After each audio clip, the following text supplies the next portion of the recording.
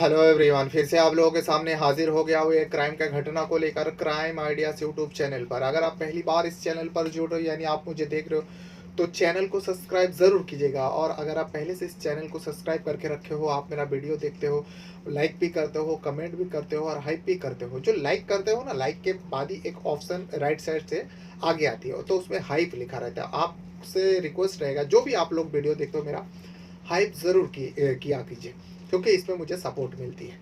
तो आज भी मैं एक कहानी को लेकर आया हूँ जो रियल सच्ची घटना है। और ये घटना जो है इसी अगस्त महीने में घटी है। इसमें एक व्यक्ति का मौत होता है और उस व्यक्ति का शादी हुई थी बस 3 महीना पहले, 3 से साढ़े तीन महीना पहले शादी हुआ था। फिर उस व्यक्ति का घर के अंदर ही, जब पति पत्नी घर के अंदर मौजूद थी, रात के वक्त मध्य रात को उस व्यक्ति के ऊपर गोली चला दी जाती है। अब गोली की आवाज़ सुन के जो बाकी के लोग हैं घर का, खास करके उस व्यक्ति का, वो मरने वाला जो लड़का है, व्यक्ति कह लो लड़का कह लो, क्योंकि इसमें उसका उम्र जो है 32 साल होता है। तो उस जवान जवान लड़के का जब गोली लगता है, आवाज़ आती है, तो उसकी बहन दूसरे कमरे में थी। उसके कान में साफ साफ आवाज़ सुनाई दी। वो दौड़ते हुए अपने भाई के कमरे में आती है। और क्योंकि दरवाजा अंदर से बंद था, उसे लगा शायद बाहर कहीं गोली चली होगी, लेकिन वो अपने भाई के दरवाज़ा पीटने लगते हैं, जो भाई जल्दी से दरवाज़ा खोलो, बाहर मुझे गोली चलने की आवाज़ सुनाई दी। उसके बाद दरवाज़ा भाई का नहीं खुला जाता।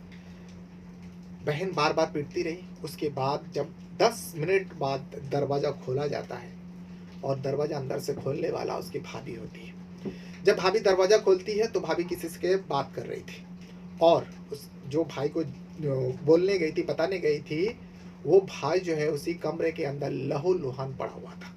इसे देख के तो बहन को चक्कर आने लगता। बहन समझ नहीं पाती। बहन भाभी से पूछती है, जो भैया को क्या हुआ, कि ऐसा खून? तो भाभी जवाब देती है, जो मजाक मजाक में गोली चल गई।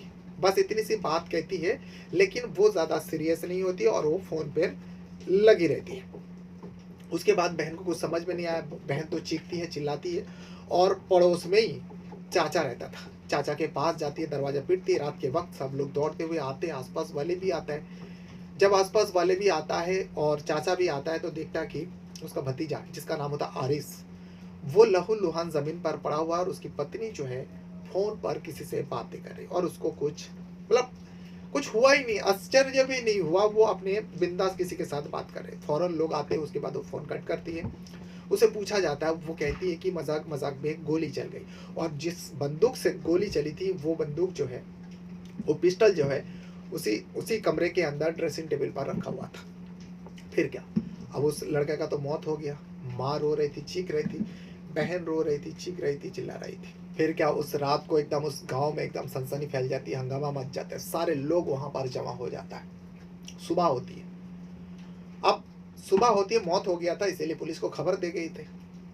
डॉक्टर को दिखाने की जरूरत ही नहीं समझा, क्योंकि उसके मौत हो चुका था, सबको पता लग गया, इसी लोग ने देख लिया। पुलिस को खबर देती है, पुलिस आती है, पुलिस दल बल के साथ आती है और बॉडी को कब्जे में लेता है। आरिस का बॉडी को कब्जे में लेकर पोस्टमार्टम के लिए भेज देता है, और यहाँ पूछताछ होते। बहन माँ उसके पत्नी के ऊपर आरोप लगाती है, लेकिन पुलिस ना तो केस दर्ज करता है, ना कुछ आगे का कार्रवाई करता है। उसके बाद उस आरिस का पोस्टमार्टम होता है, उसको बॉडी को हवाले कर देते, परिवार वाले को दे देता है। करीब 11 दिन बाद एफआईआर दर्ज होती है। पुलिस इतना लापरवाही करते हैं कि इस मामले में 11 दिन बीत जाने के बाद, जब एक शख्स को गोली मारकर उसी के घर में मार दी जाती है, माँ और बहन के मौजूदगी में, वो लोग गवाही देते हैं, जो उसे मारने वाला उसकी पत्नी है। उस कमरे में पत्नी के सिवा कोई नहीं था। पत्नी से बस थोड़ा बहुत पूछताछ किया। उसके बाद पुलिस भी उस महिला को, उस पत्नी को, यानी उस पत्नी का नाम होता है रहीमा, रहीमा को भी छोड़ देते हैं। और 11 दिन बाद जब लोगों का हंगामा बढ़ता है, पूरा गांव में हंगामा बढ़ता है, कैंडल मार्च निकालते हैं कब्रिस्तान तक, तब जाकर प्रशासन जगता है और आखिरकार एफआईआर दर्ज होती है पत्नी के खिलाफ। लेकिन पत्नी तब तक जो है अपने परिवार के साथ फरार हो चुकी है, और अब तक पुलिस के हाथ नहीं लगा। वाकई पूरा घटना सुनने के बाद आप भी आश्चर्य होंगे, जो पुलिस इस तरीके से कार्रवाई कैसे कर सकता है। क्योंकि पुलिस को सबसे पहले जब एक व्यक्ति का गोली मारकर हत्या कर दी गई, उसके बारे में जाना, पुलिस ने आया, बॉडी को कब्जे में लिया, पोस्टमार्टम किया, फिर भी पुलिस ने एफआईआर दर्ज क्यों नहीं किया? 11 दिन बाद एफआईआर दर्ज होता है, माँ और बहन भी सामने आती है और रिपोर्टर को जवाब देती है किस लिए हम लोगों को उस पत्नी को पर शक है, क्योंकि शादी के कुछ ही दिन बाद, मैं 3 से 3.5 महीने के अंदर ही पत्नी के ऊपर आरोप लग जाते जो पति का मौत के घाट उतारने वाला कोई और नहीं, उसी का पत्नी। तो घटना है उत्तर प्रदेश का हापुड़ डिस्ट्रिक्ट का। घटना 7 अगस्त की है। 7 अगस्त और 8 अगस्त की, जब 8 अगस्त लग जाती है, करीब रात को 12:50 में गोली चलने की आवाज़ सुनाई दी थी। गांव है, गांव का नाम है मोहम्मदपुर रुस्तमपुर, और ये गांव आता है हापुड़ डिस्ट्रिक्ट के अंदर। एक पुलिस थाना लगता है जिस पुलिस थाने का नाम होता है बहादुरगढ़ पुलिस थाना, और इसी बहादुरगढ़ पुलिस थाने के अंदर वो गांव आता है मोहम्मदपुर रुस्तमपुर गांव। और उस गांव में रहने वाला होता है आरिस। आरिस का उम्र जो है 32 साल होता है। 32 साल का आरिस करीब 3 महीना पहले, 3 से 3.5 महीना पहले उसका शादी हुआ था। शादी का डेट था 25 अप्रैल 2025 की बात। उस दिन उसकी शादी रहीमा नाम की लड़की से होती है। परिवार ने देख कर दिया था। शादी का सब कुछ ठीक ठाक चल रहा था, बड़ी खुशी थी। लेकिन शादी के महज कुछ दिन बीत जाने के बाद, 15 से 20 दिन बीता, पति पत्नी के बीच में झगड़ा शुरू हो गया। जब झगड़ा शुरू हो गया तो जो पति का माँ है, जिनका नाम होता है फलकनास, वो अपने बेटे को समझाती है, जो बेटा अभी तुम लोगों का शादी हुआ, थोड़ा बहू का ख्याल रखो, और तुम जो ये देर रात, क्योंकि आरिस जो है देर रात तक वो घर लौटता था, और जब भी झगड़ा होता उसका रीज़न जो है बहू रहीमा यही बात बताती, जो देखिए वो रात भर कहाँ रहता है, इतने देर रात क्यों आते, इस वजह से झगड़ा होता। झगड़ा का रीज़न यही रहीमा बताते। तो आरिस का जो माँ है फलकनास, वो अपने बेटे को समझाती है, लेकिन ये मैटर जो है दिन ब दिन बढ़ते जा रहा था। आखिर मामला कुछ और था, जिसके चलते ये विवाद का सिलसिला जो है अब आए दिन चलने लगे। जब चलने लगे 7 अगस्त की रात, 7 और 8 अगस्त की रात को जब आरिस घर आता है, आने के बाद वो कपड़ा वगैरह लेता है, और लेने के बाद जब वो अपने कमरे में जाता है, पत्नी के कमरे में जाता है, करीब 12:50-40 के आसपास ये वो अपने कमरे में जाते। सारे लोग जागे हुए थे, बहन जागी हुई थी और माँ भी जागी हुई थी, क्योंकि वो लोग एक दूसरे कमरे में रहते हैं। जब आरिस कमरे में चले जाते हैं या अपने अपने सब कमरे में रहता है, लेकिन 10 मिनट बाद 12:50 पर गोली चलने की आवाज़ सुनाई देते हैं। खास करके जो आरिस का बहन है, जिसका नाम होता है अजमा को साफ तौर पर गोली चलने की आवाज़ सुनाई दी। वो दौड़ते हुए बाहर आती है, दरवाज़ा खोलती है। खोलने के बाद जब बाहर आती है तो देखती है कि सारे लोगों का घर का दरवाज़ा बंद है, भैया भाभी का भी दरवाज़ा बंद है। इसीलिए उसे पता था 10 मिनट पहले ही घर में भाई एंट्री हुआ कमरे के अंदर, इसीलिए बहन जो है सबसे पहले भाई के दरवाज़ा खटखटाने लगता, पीटने लगता है, लेकिन दरवाज़ा अंदर से बंद था। कई मरतबा खटखटाता है, करीब 10 मिनट तक वो खटखटाती है। वो बाकायदा रिपोर्टर को ये सारी बात बताती भी है। 10 मिनट तक वो खटखटाने के बाद जब दरवाज़ा खोलते हैं, अंदर से दरवाज़ा खोलने वाला कोई और नहीं, उसकी भाभी, जिसका नाम होता है रहीमा दरवाज़ा तो खोलती है, लेकिन उसके कान में, उसका हाथ पे फ़ोन था और कान में लगा हुआ था, यानी वो किसी से बात कर रही थी।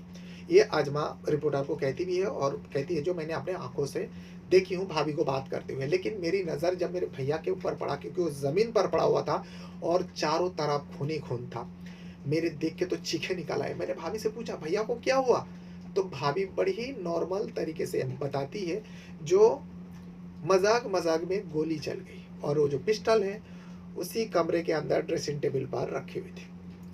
मुझे कुछ समझ में नहीं आया, मैं चीखते हुए बाहर आती हूँ, मेरी माँ भी बाहर आ जाती है। उसके बाद पड़ोस में ही मेरा चाचा रहते थे, मैं चाचा के पास जाती हूँ और पूरी बात बताता हूँ, दरवाज़ा पीटने लगता हूँ। रात के वक्त सारे लोग आते, आसपास वाले भी आते। सारे लोग इस मंजर को जब देखते हैं, सारे लोगों का होश उड़ जाता है, क्योंकि मेरे भैया का आरिस का मौत हो चुका था। उसके बाद सारे लोगों ने पूछा, सारे लोगों ने भी देखा, जो तभी भी जो है मेरी भाभी रहीमा किसी से बातें कर रही थी।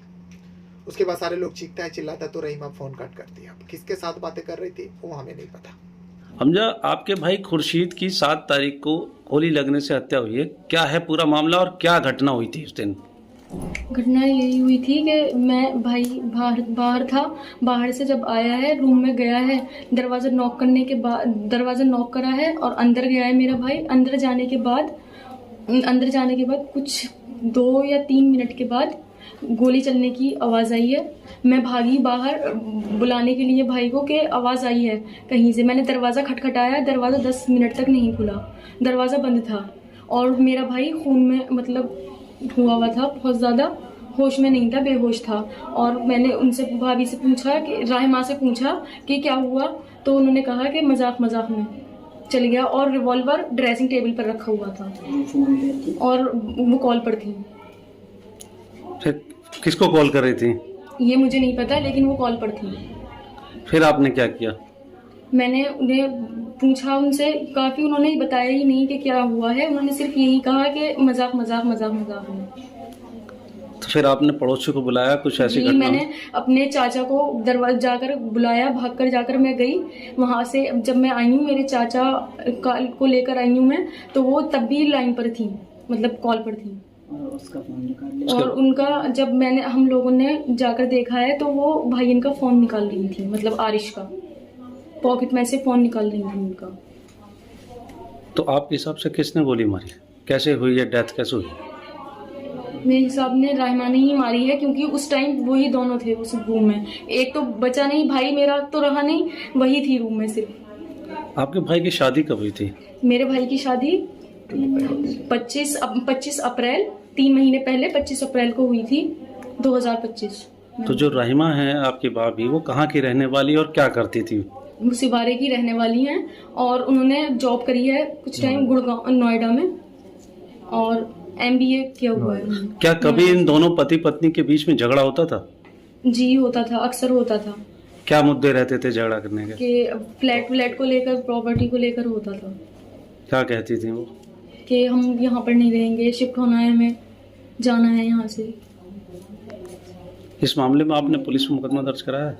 जी, मुकदमा दर्ज कराया है। पुलिस कोई एक्शन नहीं ले रही है। अभी तक कोई गिरफ्तारी नहीं हुई? नहीं, अभी कोई गिरफ्तारी नहीं हुई। अब मौत हो जाता है सुबह 8 तारीख की सुबह, 8 अगस्त की सुबह पुलिस को खबर दी जाती है। जो बहादुरगढ़ पुलिस थाना होता है उसको खबर दी वहाँ पे खबर दी जाती है। बहादुरगढ़ पुलिस वाले तो आते हैं, बॉडी को कब्जे में भी लेता है, पोस्टमार्टम के लिए भेज देता है। और पूछा जब जाता है तब बहन और माँ पुलिस वाले को बताते हैं जो मेरे बेटे को मारने वाला कोई और नहीं, उसी का पत्नी है, क्योंकि रात के दरमियान उसके ऊपर गोली चलाई गई। और गोली जब चली है कमरे में पति पत्नी के अलावा कोई नहीं था। पत्नी का कहना था जो मजाक में गोली चल गई, लेकिन माँ और बहन का आरोप है जो नहीं, मजाक में नहीं चली, बल्कि जो रहीमा है मेरी बहू, वो जानबूझकर मेरे बेटे का जान ली। पुलिस ने रीज़न पूछा, जो जानबूझकर क्यों ली, क्या पति पत्नी में जमता नहीं था, कुछ वजह थी? तो माँ और बहन ने कहा जो शादी को मैं 3 महीना हुआ है, 25 अप्रैल को शादी हुई थी। उसके बाद मेरी भाभी जो है नोएडा में वो जॉब लगी थी, वो MBA कर चुकी थी।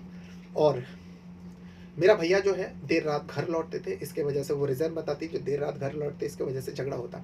लेकिन भैया का कहना है नहीं, दरअसल झगड़ा हम लोग का इस बात का होती, भैया ने उन लोग को यानी आरिस ने बता चुके थे, परिवार वाले को, बहन को भी पता थी, माँ को भी पता थी। जो आरिस का कहना था जो मेरी जो पत्नी है वो अभी से जो है प्रॉपर्टी का हिस्सा मांगती है और अलग फ्लैट में जाकर रहने के लिए कहती है, जिसको मैं नहीं मानता हूँ, जिसके चलते वो मुझ पर झगड़ा करती है और ये सब सारी बातें करती है जो अलग हो जाओ। ये बात आरिस ने माँ बहन को बता कर रखे थे और इसी खुन्नस के चलते रहीमा ने अपने पति को मौत के घाट उतार दिया। अब पूरी बात पुलिस को पता चल जाता है, लेकिन फिर भी पुलिस FIR दर्ज नहीं करता रहीमा के ऊपर। उसके बाद रहीमा से पूछा जाता है जो तुम्हारे ऊपर ये आरोप लगा। रहीमा अपना कहती है जो नहीं, ये सब झूठा है, ये सब गलत बात है, झगड़ा इस बात को लेकर होते थे, वो देर रात घर आते थे और मैं क्यों गोली चलाऊंगी, मैं अपने पति को क्यों मारूंगी, मेरा शादी तो बस 3 महीना हुआ, 3.5 महीना, अगर मुझे यही सब करना था तो मैं शादी ही क्यों करती। ये भी बात पॉइंट की बात है। तो पुलिस ने थोड़ी बहुत पूछताछ के बाद रहीमा को छोड़ देती है, लेकिन जैसे रहीमा को छोड़ देती है, रहीमा जो है अपने परिवार के साथ फरार हो जाती है। उस बहादुरगढ़ पुलिस स्टेशन को छोड़कर वो लोग कहीं छुप जाते हैं पूरा परिवार के साथ। अब गांव वाले जो है भड़क उठते हैं पुलिस वाले के खिलाफ, जो पुलिस वाले जो है ठीक से कार्रवाई नहीं किया, यहाँ तक कि FIR भी दर्ज नहीं हुआ। अब यहाँ 7 तारीख को मौत हो गया आरिस का, लेकिन देखते ही देखते दिन बीतते कई दिन बीत जाता है। तब गांव वाला हंगामा करता है। गांव वाला जो है आरिस को लेकर कैंडल मार्च निकलता है उसके कब्रिस्तान तक। कई सारे लोग जमा होता है, भीड़ इकट्ठा हो जाता है, पुलिस थाने का घेराव करता, एसपी दफ्तर पहुंचता है। जब सुपरिटेंडेंट ऑफ पुलिस के दफ्तर में जाते हैं और आरिस के बारे में पूरी बात बताते हैं, गांव वाला इकट्ठा था, तब एसपी का आदेश आता है। आखिरकार बहादुरगढ़ पुलिस को इस एफआईआर को दर्ज करने में 11 दिन बीत जाता है और 18 अगस्त को जाकर एफआईआर दर्ज होती है। एफआईआर दर्ज होने के बाद उसके बाद अब फिर से नए से शुरुआत, पूछताछ हो रही है। लेकिन अब किससे पूछताछ करें? पूछताछ जिसे करनी थी वो तो अपने परिवार के साथ फरार हो चुकी थी, यानी रहीमा फरार हो गई। अब पुलिस जगह जगह पर दबिश दे रहा है, जहाँ पर भी खबरें को लगा चुका है और ऐसा लगता है पुलिस अभी इस केस में इंटरेस्ट ले रहा है। लेकिन पहले तो एफआईआर भी दर्ज नहीं हुआ था, जबकि एक व्यक्ति को गोली मारकर मौत के घाट उतार दिया गया। तो ये वो पूरा घटना है जो उत्तर प्रदेश का हापुड़ डिस्ट्रिक्ट का है और इसी हापुड़ डिस्ट्रिक्ट में एक पुलिस थाना लगता है, बहादुरगढ़ पुलिस थाना। और इस पुलिस थाने के अंदर एक गांव लगता है मोहम्मदपुर रुस्तमपुर गांव। इस गांव का रहने वाला रईस 32 साल का लड़का, जिसका शादी बहस 3 महीना पहले 25 अप्रैल को हुई थी, उसको गोली मारकर मार दी जाती है और पत्नी कहती है कि मजाक मजाक में गोली चल गई। तो ये था वो पूरा घटना। बहरहाल अपने साथ साथ अपना परिवार का भी बहुत ज़्यादा ख्याल रखेगा और इस वीडियो को देखने के लिए आप लोगों का बहुत बहुत धन्यवाद करता हूँ। कुछ कहना रहेगा तो आप पे वीडियो के कमेंट बॉक्स में अपना राय ज़रूर दीजिएगा। और जैसे कि मैं शुरुआत में कहा, वीडियो को जब आप लाइक करते हो, भले ही आप कमेंट करो या ना करो, आपकी मर्जी है, लेकिन आपसे रिक्वेस्ट रहेगा वीडियो को एक लाइक ज़रूर कीजिएगा। और वीडियो जब लाइक करते हो ना तो राइट साइड में एक ऑप्शन और आता है हाइप, उस हाइप भी आप किया कीजिए। इसमें क्या है ना, मुझे सपोर्ट मिलती है यूट्यूब की ओर से। Thank you very much.